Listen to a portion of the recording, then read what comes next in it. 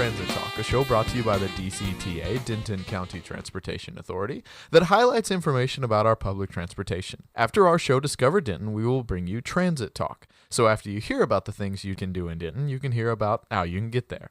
This week we have Christina Brevard, Marketing and Communications Manager for the DCTA, as well as Jim Klein, President of the DCTA, talking about new legislation that involves DCTA. So here is Transit Talk. This is Christina Brevard with the Denton County Transportation Authority. Today I'm joined by Jim Klein, DCTA President. Welcome, Jim. Thank you, Christina. Glad to be here. There has been a lot going on in Austin and a lot of talk about a lot of different things, and I know that you've been in the mix, and I would like you to kind of share with what you've taken away from your trips to Austin and the meetings at the Capitol. Yes, we actually had a pretty good year with the state legislature. They're meeting every other year. They finished the regular session, their 140-day session, and they're now in a special session where they're going over some specific topics that the governor defined. Now, when we go back through and look at the regular session, there were really three focus areas that we had at DCTA. One was the ability to enter into what is referred to agreements that are called local government corporations. This gives us some, a local government corporation is a tool that cities have and DART and the Fort Worth T have. And what it does is allows us to enter into an agreements with them that may be a little more advantageous than the standard interlocal agreement or contracting that we may have. It also is a tool that allows us to look at expanding our service area. And while at the same time protecting the interest of the communities that have been long-term DCTA members. So our member cities, Denton, our member city, Denton, Louisville, and Highland Village. And we got to make sure we, as we say in Texas, dance with who you brung you. And so we want to make sure that we take care of business with that and have the ability to show a separate business unit for, say, if we provided bus service into Flower Mound or Corinth, much like we do with North Central Texas College. Mm-hmm. It would be a way to show that and certainly protect everyone's interest.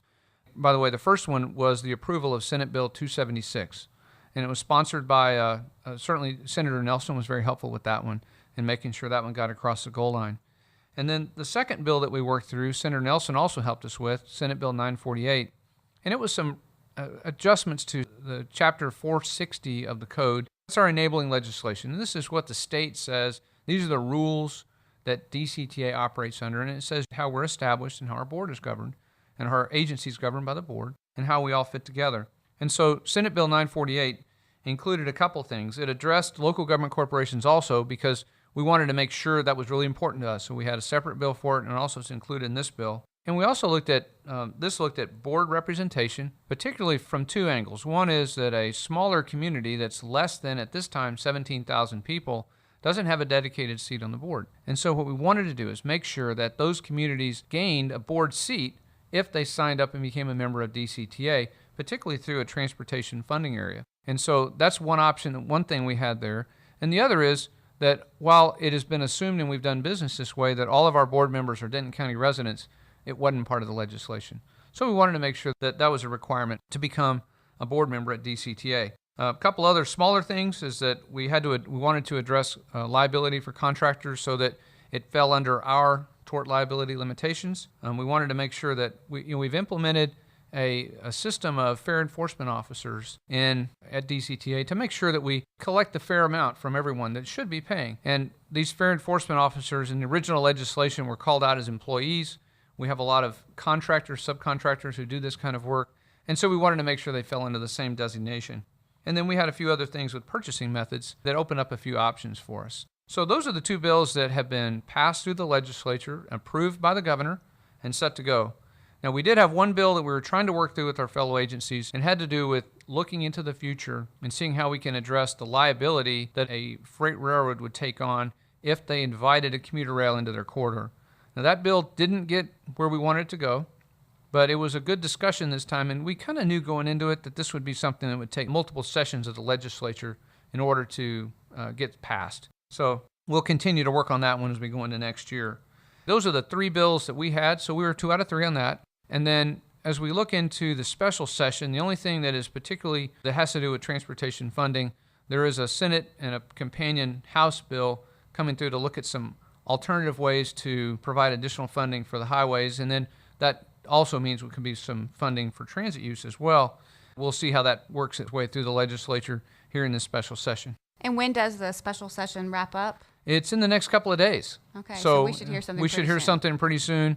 And, it's a lot of topics on the table, and we're hoping to see that this rises to the level to where we can see some improvements in that area. Okay, great. I think you really outlined some of the things that really affect public transportation that comes out of Austin and that our community members just aren't really aware of.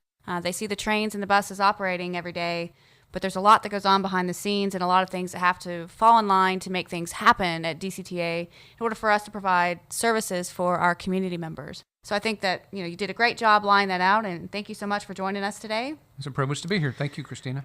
And that's all we have for today's Transit Talk, your ins and outs of public transportation in the Denton community. And there you have it, the latest episode of Transit Talk, brought to you by the DCTA. A big thanks to Christina Brevard and Jim Klein. An extra big thanks to Gravity Feed for providing the music. I'm Jake Laughlin, your host. Join us next week on Transit Talk, where we will be talking more transit. And in the meantime, go explore Denton.